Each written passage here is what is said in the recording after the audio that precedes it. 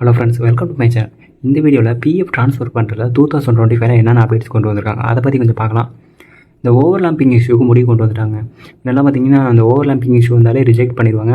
இந்த ஓவர்லாம்பிங் இஷ்யூனா இப்போ நீங்கள் மார்ச் மாதம் 25 முடிக்கிறீங்க, அடுத்த நாளே இன்னொரு கம்பெனியில் போய் ஜாயின் பண்ணும்போது கேப்பே விடாமல் ஜாயின் பண்ணுறீங்களா, அதுதான் ஓவர்லாம்பிங் இஷ்யூ.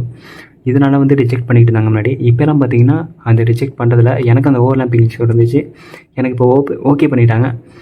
அது மட்டும் இல்லாமல் முன்னாடிலாம் ஹெச்ஆரும் உங்களுக்கு தான் அப்ரூவல் கொடுக்கணும், அதுக்கப்புறமா ஃபீல்டு ஆஃபீஸ் கொடுப்பாங்க. 2 முறையாக இருந்துச்சு. இப்போ பார்த்தீங்கன்னா டேரெக்டாகவே ஃபீல்டு ஆஃபீஸே கொடுக்குறாங்க அக்செப்ட். நான் ட்ரான்ஸ்ஃபர் பண்ணி 20 நாள் ஆச்சு, அதுக்கப்புறம் தான் அக்செப்ட் பண்ணாங்க. அதுக்கப்புறம் பார்த்தீங்கன்னா இதில் மட்டும் பேலன்ஸில் பார்த்தீங்கன்னா மணி ட்ரான்ஸ்ஃபர் ஆன மாதிரி காமிச்சு, ஆனால் இதில் ஆட் ஆகலை, அக்கௌண்ட்டில் ஆட் ஆகலை. இதை பற்றி கொஞ்சம் பார்த்துக்கிட்டு இருக்கும்போது எனக்கு புரிஞ்சிச்சு, அவங்க அக்செப்ட் பண்ணுறதுங்கிறது அவங்க நம்ம ரிக்வஸ்ட்டை ஏற்றுக்கிட்டாங்க. மணி ட்ரான்ஸ்ஃபர் ஆகுறது நம்ம அப்ளை பண்ண டேட்லேருந்து 25 நாளோ அல்லது 45 நாளோ அதுக்குள்ளே தான் ட்ரான்ஸ்ஃபர் ஆகுமா. அதுக்கு மேலே போச்சுன்னா நீங்கள் கம்ப்ளைண்ட் ரிஜிஸ்டர் பண்ணலாம். இந்த மாதிரி அப்டேட்ஸ் தெரிஞ்சுங்க நம்ம சேனல் ஃபாலோ பண்ணிச்சுங்க. உங்களுக்கு ஏதாச்சும் பிஎஃப் சம்பந்தமான டவுட்ஸ் இருந்துச்சுன்னா கமெண்ட்டில் சொல்லுங்கள், க்ளியர் பண்ணுறேன். தேங்க்யூ ஃபார் வாட்சிங்.